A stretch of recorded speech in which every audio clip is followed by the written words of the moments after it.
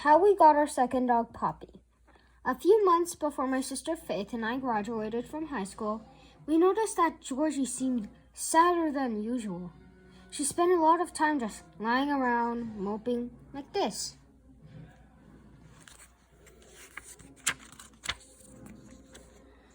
Look at where we left home, and we started to wonder if Georgie could sense, but that same canine superpower let Lassie know when Timmy was in trouble that we would be leaving soon too. Or maybe we just become so busy with our lives that we weren't paying attention to her.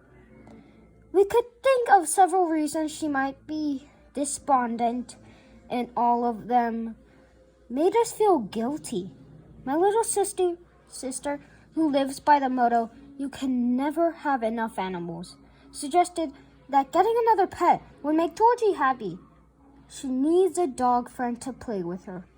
She kept saying the argument did hold some weight, because the one amazing ability Georgie had was that she somehow always knew when our neighbor's dog Coco was at the park near our house. When Coco was out with her owners, Georgie would stand at the window barking hysterically until we finally caved, put our leash on her, and took her outside. I'm not sure what our neighbors thought about this. They were probably expecting a quiet game of fetch with Coco, but we kept showing up with our overeager and lonely dog and forcing our neighbors to make small talk with us while our dogs sniffed each other's butts. Sometimes Coco would race halfway across the park to retrieve a tennis ball, but Georgie had no inkling what the game fetch was about. She usually just chased after Coco as though she thought Coco might have spotted a stray deer for them to attack, or Chihuahua, her arch nemesis.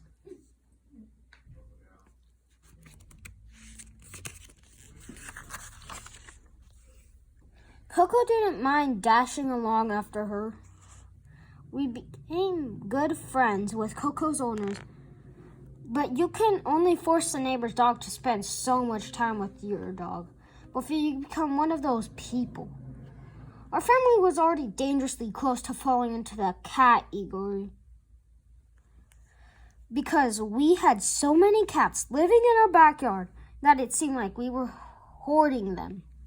We didn't want to push our luck. Here's a list of things that make you become one of those people. You have a junky paint-peeling car leaking oil on your driveway.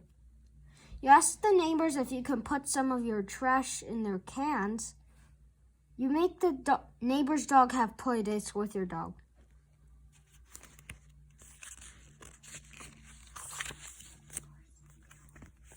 We convinced my mom that Georgie needed to find companionship elsewhere. My sister began pursuing animal shelter websites and showing available dogs to my mom.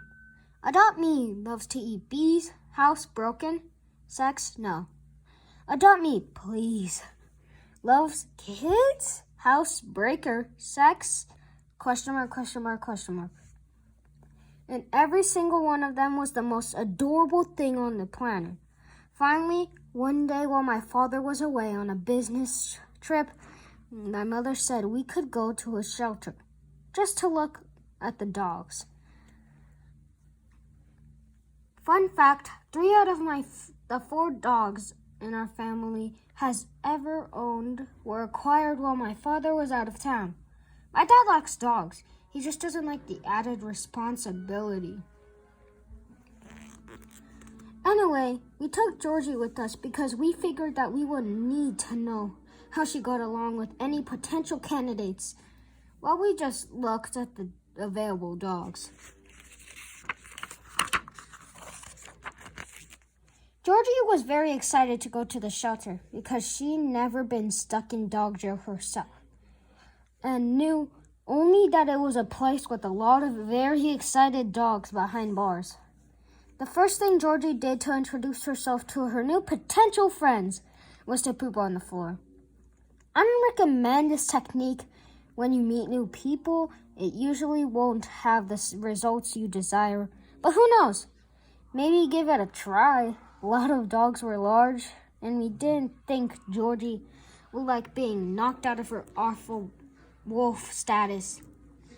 After a couple minutes browsing, we noticed a small fluffy dog in a kennel among the big dogs.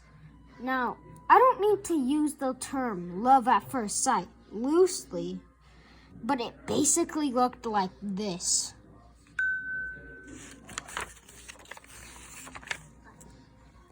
Poppy has one talent, looking adorable. On that day, she employed her talent to its fullest, and it earned her a get out of dog jail free card. Actually, she was far from free. The shelter charged us almost $300, and they say you can't buy happiness. Georgie seemed to like Poppy well enough, or at least she didn't dislike Poppy. So we thought they would make good friends. They were fine at the shelter.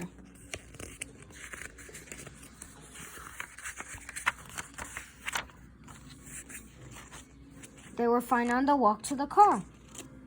They were fine on the car ride home. But as soon as we brought Poppy inside, Georgie finally clued in that there was another dog on her territory and began barking vigorously at Poppy as though to alert us to her presence in the house. Again, we never claimed Georgie was a smart dog. Another dog! Bark! Guys! No! Holy crap! Bark! Poppy assured Georgie of her love by repeatedly licking Georgie's mouth, which is a dog pack heritage thing that I hadn't known about until we got Poppy. Google, what's wrong with my dog? Poppy was always sweet, loving, and gentle, unless Georgie pushed her around too much. Then she would transform Hulk-like into this. This may be the reason why she was placed in the kennel with the big dogs.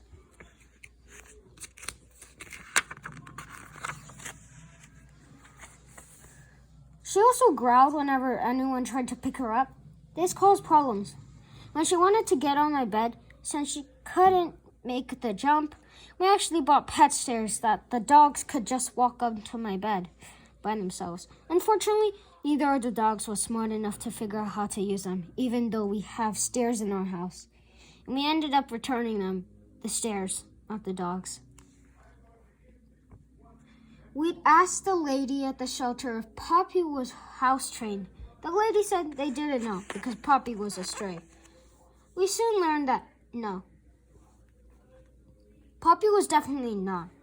We made sure to take Poppy outside a lot, and every time she went to the bathroom, we rewarded her with a treat. To this day, every time she goes outside, she thinks we should give her some food. Sometimes she goes outside, sits on the patio for 3 seconds, and then turns around to come back inside and expects her to give her cheese. Go potty, Poppy. Poppy, you haven't moved. I'm gonna get that cheese. How hard is it for a dog to go to the bathroom? When we go for walks, Poppy apparently needs to relieve herself every 5 feet. But at home, she will refuse to go to the bathroom for 4 hours. While we were working on potty training Poppy, we noticed that Georgie was going to the bathroom a lot. At first, we thought she was being helpful and wanted to show Poppy how the whole using the lawn as a bathroom worked. But no, that's not what it was. Georgie kept having to go more and more, and then we realized that some of the inside accidents were coming from Georgie, not Poppy. I got blamed for everything. We took Georgie to the vet and found out that she had bladder stones and needed a 2,600 surgery. It turned out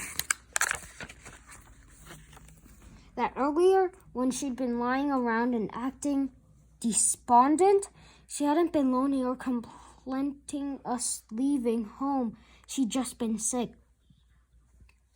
And that's how we spent a lot of money to remove Georgie's bladder stones and also got stuck with another dog.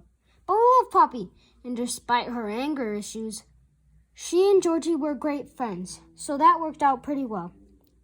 After Georgie's surgery, she went back to her normal, happy self.